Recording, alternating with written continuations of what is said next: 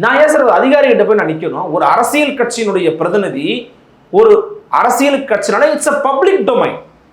திமுகங்கிறது corporate company கிடையாது. அதிமுகங்கிறது எடப்பாடி பழனிசாமி சொத்து கிடையாது. அது ஒரு பப்ளிக் மூவ்மெண்ட் இன்னைக்கு. அப்போ அதுல இருந்து ஒரு பிரதிநிதி ஒருத்தன் வரான் அப்படின்னா அவனை நீங்க இப்படிதான் டீல் பண்ணுவீங்களா?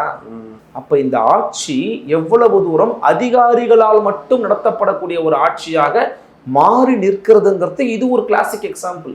அந்த அதிகாரிகள் கட்சி தலைவரை மதிக்க மாட்டேங்கிறாங்க. ஏங்க இது அந்த அனைத்து கட்சி கூட்டத்துல தவாக தலைவர் திரு வேலுமுருகன் அண்ணன் அவர்கள் கொந்தளிச்சு பேசியிருக்காங்க. ஏன் நடிகனை தான் மதிப்பீங்களா? வாரிசு தான் மதிப்பீங்களா? நான் பட்ட கஷ்டம் என்ன, நான் சிந்தனை வேர்வை என்ன, நான் விட்ட ரத்தம் என்ன, அதெல்லாம் உங்களுக்கு தெரியாது, என்னெல்லாம் மதிக்க முடியலான்னு கேட்குறாரு அவர். ஒரு தலைவர் போய் உட்காந்தா 10 அடிக்கு தள்ளி தாங்க உட்காடுறாரு ஒரு போலீஸ் ஆஃபீஸரு. ஏன் பக்கத்தை உட்காந்து பேச மாட்டீங்களா, அவ்வளோ பெரிய ஆளானீங்கன்னு கேட்குறாரு. நியாயமான கேள்விங்க. ஒரு பீப்புள் ரெப்ரஸன்டேட்டிவ்ங்க அவரு. இப்போ அவங்கெல்லாம் தன்னிச்சையாக செயல்படுறாங்கன்றீங்களா? அந்த அளவுக்கு இவங்க ஃப்ரீயாக விட்டுருக்காங்க. அரசாங்கம் அந்த அளவுக்கு ஃப்ரீயாக விட்டுருக்கு. இன்னொன்று நான் கேட்குறேன், முடிவெடுக்கிற அதிகாரம் உங்கள்கிட்ட தானே இருக்குது.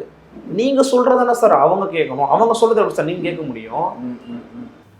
தலைவரை பொறுப்பிடிச்சு போயிலாம், பொறுப்பிடிச்சு போடுங்க, டீச்சர் அப்புறம் போட்டுக்கலாம்னு அவங்க சொல்லி ஒரு போடாத மாதிரி இருக்குது நமக்கு. இப்போது ரீசனாக சொல்லுங்கள். எதிர்கட்சி கேட்குறாங்க, மற்றவங்க கேட்குறாங்க. உங்கள் சிஸ்டம்குள்ளே பிரச்சனை வரும் சார். உங்களுக்கு புரியுதா நான் சொல்கிறது?